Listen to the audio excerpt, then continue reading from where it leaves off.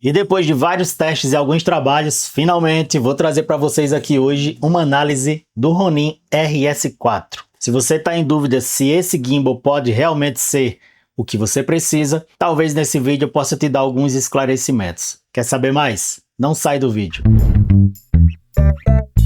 Seja muito bem-vindo e muito bem-vinda a mais um vídeo aqui no canal. Hoje, como prometido, irei fazer um breve review, bem como compartilhar um pouco das minhas experiências profissionais com ele, explorar um pouco dos menus, vou também dizer para vocês como eu adquiri e quais os riscos que estão atrelados a essa forma como eu adquiri. Então o vídeo vai ser dividido em 3 partes. A primeira delas vai ser o unboxing, que é para vocês verem como ele vem embalado e o que vem dentro da embalagem. Uma segunda parte vai ser explorando os menus e balanceando o gimbal. Para quem não sabe ainda, eu acho que é importantíssimo. E lá para o final eu vou falar para vocês como foi que eu adquiri esse gimbal e como tem sido a minha experiência com ele. Então, sem muita enrolação, vamos logo aqui para o unboxing.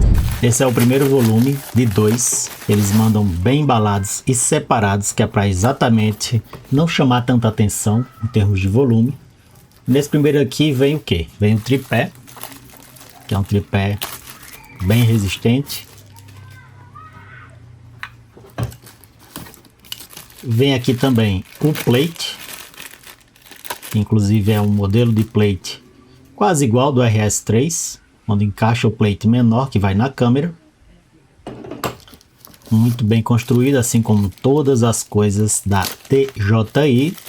E aqui por fim nós temos a bateria, né? É um pouquinho menor do que da versão Pro, mas eu já trabalhei com ela umas 7 horas seguidas e ainda ficou 30%. Além do mais, tem aqui também o manual e alguns adesivos. Aqui no segundo volume é onde de fato vem o gimbal, também muito bem embalada. A caixa não é tão grande, como vocês podem ver, é praticamente do tamanho da caixa do RS3 Mini, um pouquinho maior, mas é pouca coisa. Claro, devidamente lacrada. Aqui vem o corpo do gimbal e aqui vem mais uma parte com suporte de lente, os parafusos, o cabo USB tipo C, para você controlar a câmera, o cabo de carregamento, além do plate que realmente vai na câmera. Esse plate aqui você parafusa na câmera, ele tem até esse ajustezinho aqui de plástico e ela encaixa naquele outro plate maior. Com todos os lacres aqui, ó. Começa com a montagem da bateria, ela tem o lado certo de encaixar, você não vai conseguir encaixar do lado errado. Então, contato com contato. E é isso. Travado. Segunda coisa. Tripé. O plate também encaixa com essa parte primeiro. Da frente para trás. Ok? Até porque ele tem aqui, ó. Esses dentinhos que é para exatamente encaixar nessa parte aqui. Você pode já travar aqui. E aí a câmera tá aqui com o plate já. Só é você descer aqui, ó, nesse trilho. Descer até o final, travou. Beleza, vamos começar agora a balancear. Deixa eu travar esse daqui primeiro, que é o braço do roll, de rolagem, tá? E vou travá-lo nessa posição aqui, ó. Dá para ver aqui as travas, tá? Agora vou vir aqui, esse motor de tilt, vou destravar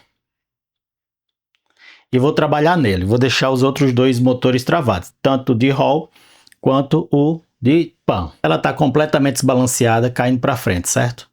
Então você vai vir aqui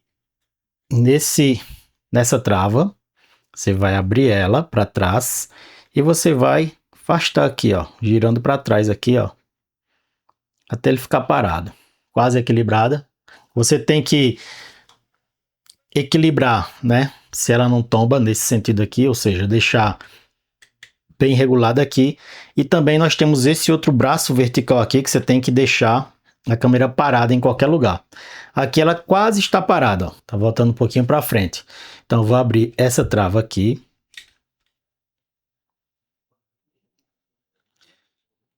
Travei. E agora ele foi demais para trás, então vou de novo abri-la.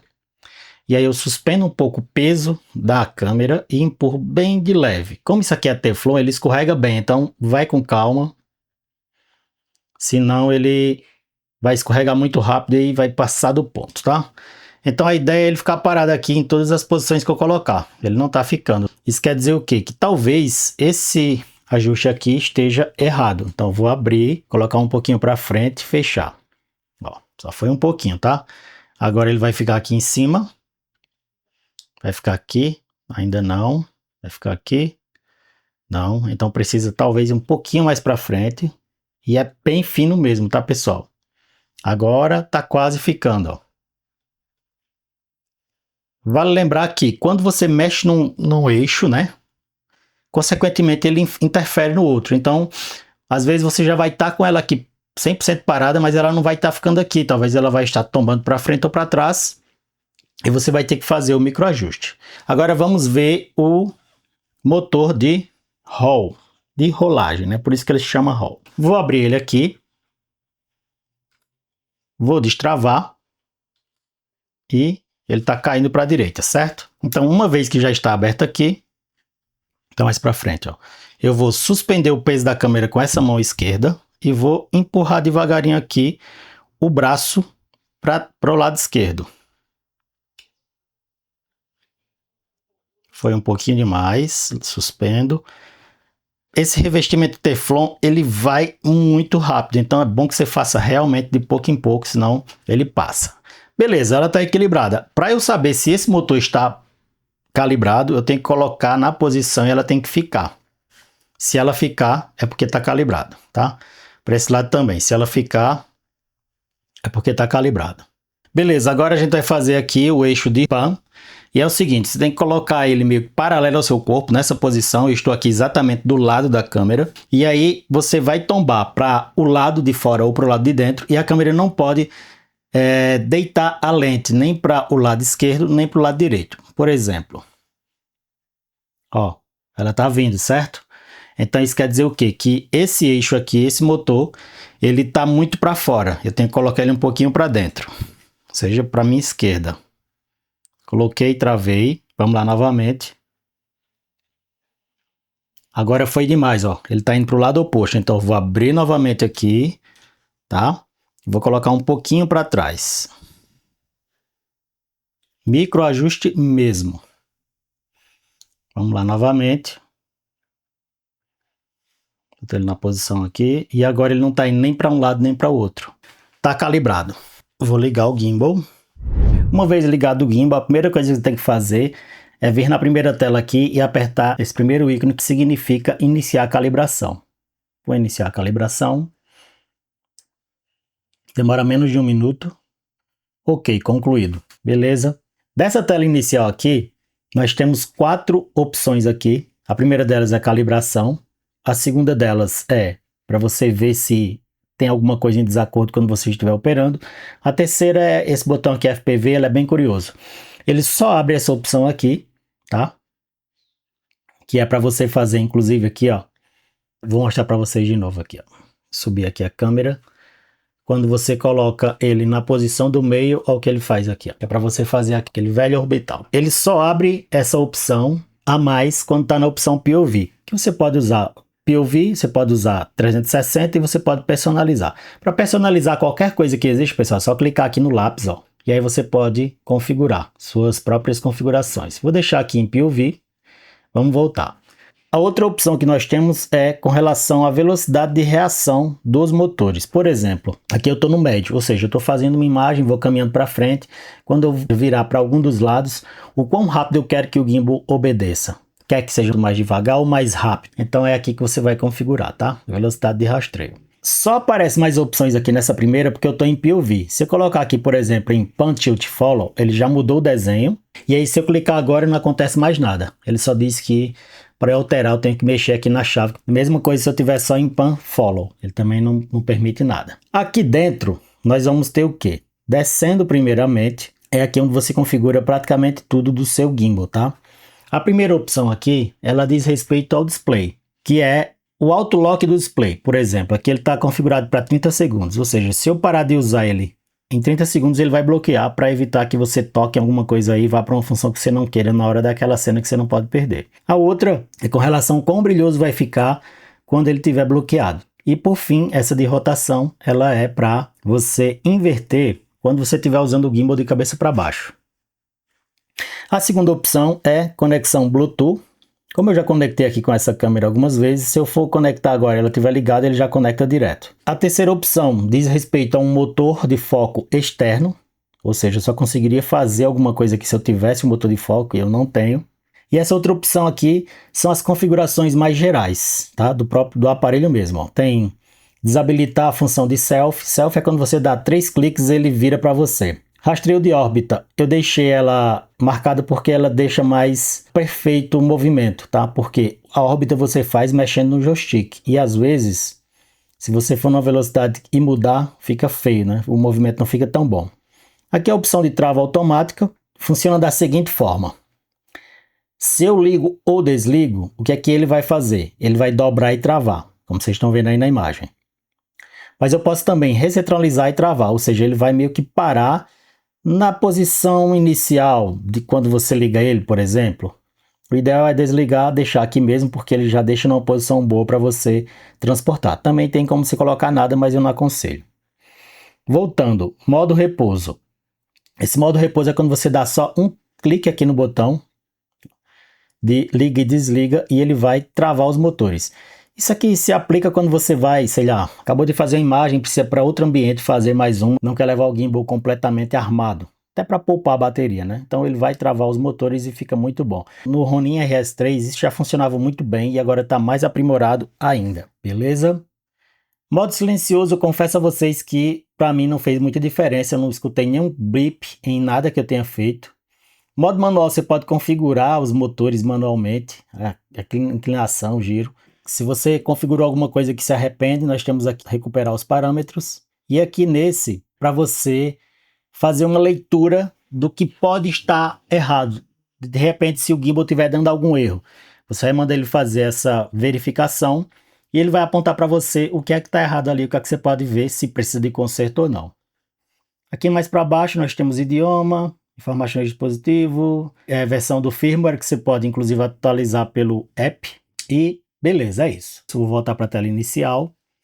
Da esquerda para a direita, nós vamos ter aqui algumas pré-definições de uso, que é time-lapse, rastreio e panorâmica. Time-lapse é time-lapse, se você entrar aqui, você pode configurar tudo isso, intervalo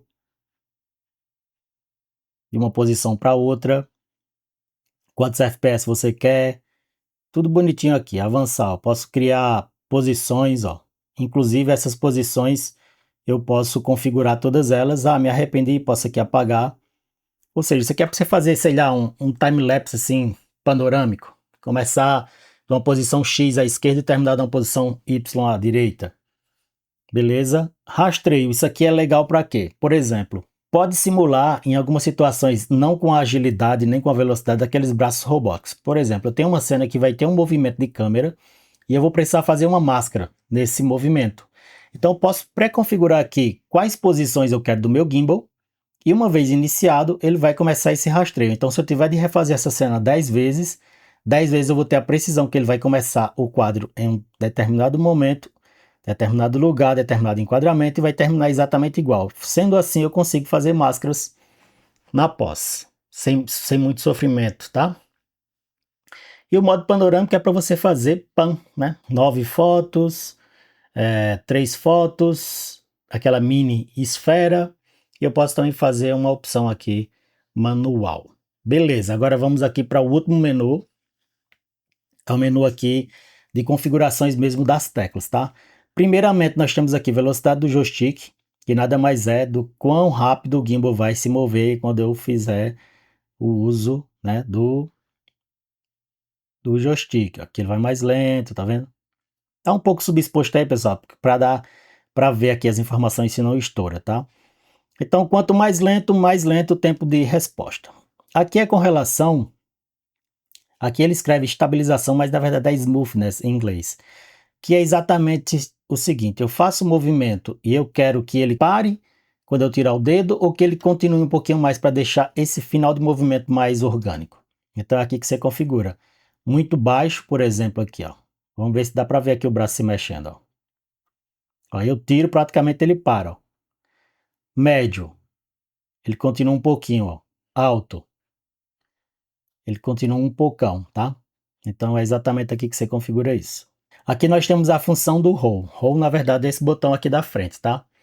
E ele pode ter várias funções. A principal, que todo mundo usa quando tem motor de foco, é para controlar o foco, né? Se focar por aqui quando você tem um motor de foco. Eu também posso fazer foco em lentes que tem autofoco. Por exemplo, eu vou colocar minha lente no manual e se tiver habilitada essa função aqui, agora só via cabo, tá? Via Bluetooth eu não consegui. Então você vai conseguir fazer o foco tipo manual na sua lente, mas por esse dial aqui. Isso é bem legal. Você pode configurar também ISO, abertura, obturador e também essas três opções que são exatamente as opções que você tem aqui nesse gatilho, né? Nesse joystick. Configuração de rolagem. Isso aqui tem a ver com a velocidade, né? Quando você gira, você quer que ela haja no efeito de forma mais rápida, mais devagar, como é? Você quer muito, pouco, e aqui, é aqui que você configura. E aqui nós temos o botão de inversão, ou seja, inverter direita e esquerda. Dependendo se você tiver costume de focar em coisas dessa forma e já está acostumado numa direção, tipo para frente, foco mais distante para frente, foco mais curto para trás, ou aumentar e diminuir ISO, shutter, aí você pode configurar aqui, inclusive invertendo. Beleza, na segunda página nós temos aqui o botão M. Diferentemente dos outros gimbals, o M ele servia para você alternar entre modo 1, modo 2, modo 3, que era exatamente Pan, Tilt, Follow, Pan e Follow e FPV. Aqui ele não serve para isso, tá? Ele vai servir para você tirar foto no modo de foto e você pode também configurar para ele fazer a função do C1 ou FN na sua câmera Sony, Nikon, em algumas câmeras só, não em todas, tá? E ele também serve para você fazer mapeamento do LiDAR, que é aquele sistema de foco da DJI, que você coloca em cima da câmera e ele vai, tipo, fazendo foco em lente manual. Bom, pessoal, tem duas características aqui ainda do botão M que a gente não pode deixar de falar, tá? A primeira delas é, antes da geração RS2, 3 e 4, o botão M ele servia para você alternar entre modo 1, 2 e 3, que era o quê? FPV, Pan e Follow, Pan, Tilt e Follow, tá?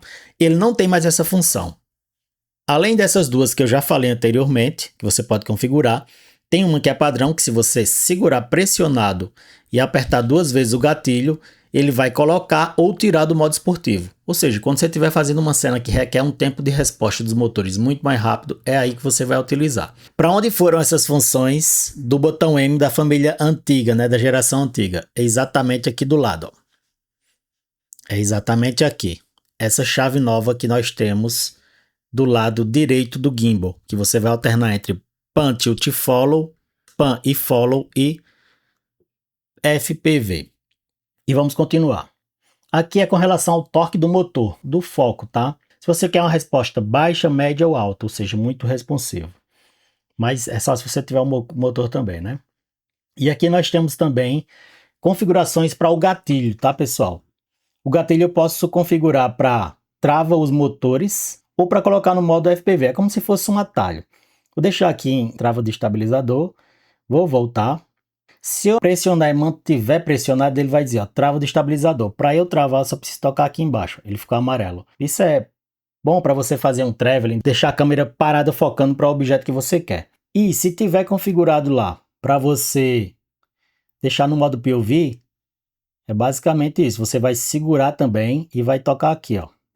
Para desfazer também é só tocar aqui, ele já volta. E basicamente é isso. Agora vamos explorar mais umas coisinhas aqui. O que tem de novidade aqui é que desse lado agora nós temos uma chave que alterna entre dois estágios.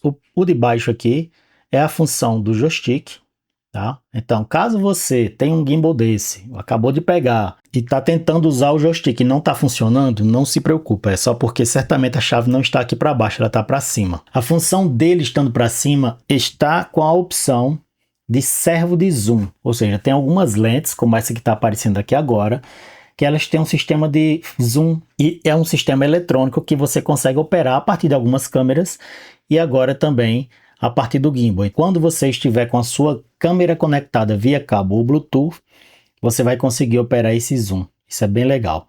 Aqui desse lado ainda nós vamos ter uma sapata NATO, só que nós temos aqui, ó, uns contatinhos eletrônicos que serve para você colocar aquela roda de foco da própria DJI e outros acessórios também. Aqui desse lado nós temos uma outra sapata NATO, né?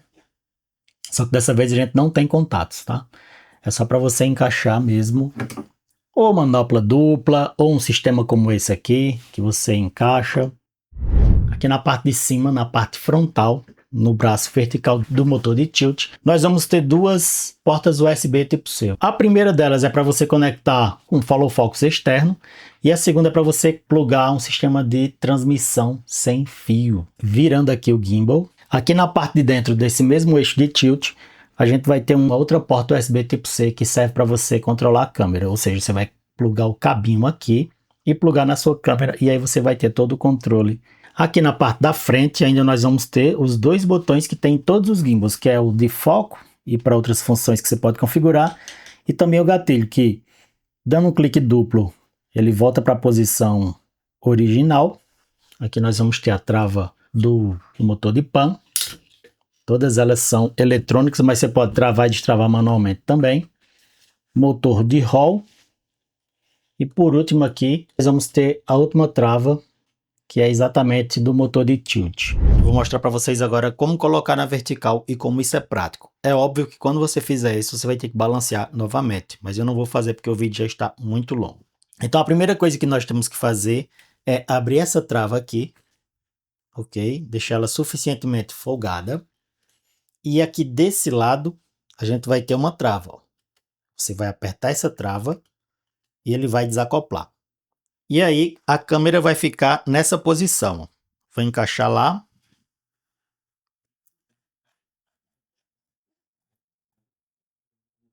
Uma vez encaixado, eu venho aqui na parte de trás e travo. Bom, essa versão não vem praticamente com acessório algum, então eu já tive que comprar dois deles. O primeiro dele é essa manopla aqui, esse handside da Small Rig, que, diga-se de passagem, tem empunhadura muito boa. Além de tudo, ele tem sapata fria e furações para você colocar mais coisas. Aqui nós vamos ter, ó, a furação de 3/8, 3 furações de 1/4, mais uma sapata fria. Aqui do lado também nós vamos ter outra furação de 1/4. Esse gimbal também não vem com case, eu comprei essa daqui, mas ele só cabe mesmo o gimbal, a manopla. Até dá para levar, mas você tem que forçar um pouquinho aqui nesse bolsinho da tampa. Pois bem, agora vamos aos valores, tá? Essa manopla, ela custou para mim R$250. E ela custa por baixo R$570. Mas claro, eu peguei vários cupons na época. A case já saiu um pouquinho mais cara, custou R$300. Também porque foi taxado, ela não era do remessa conforme, acabou que paguei 150 e paguei 150 de taxa. O gimbal eu paguei R$3.100, mais R$347 de taxa. E como eu consegui isso? Pois bem, tem uma loja chamada Geekman, da AliExpress, que eles não aderiram à remessa conforme. Então lá você pode comprar coisas bem caras e, conversando com eles, eles vão embalar em volumes separados e declarar um valor mais baixo, como sempre foi feito antes da remessa conforme. É bem verdade que isso tem um custo, e se você não está disposto a ter problemas maiores, se está com a verba contada, é melhor você não fazer isso. No meu caso eu fiz porque se eu fosse taxado, eu poderia pagar, eu teria como pagar, tá? E eu vou deixar todos os links aqui na descrição. Espero que vocês tenham gostado do vídeo. Caso tenha alguma dúvida, não esquece de deixar aqui nos comentários. Se ainda não é inscrito, se inscreve, deixa seu like. Se esse conteúdo você acha que é suficientemente bom, compartilha aí também. Eu vou deixar aqui nos cards finais uma análise do RS3 Mini para você também julgar. E na semana que vem eu espero fazer um comparativo entre o RS4 e o RS4 Pro Combo. Então nos vemos no próximo vídeo. Até lá!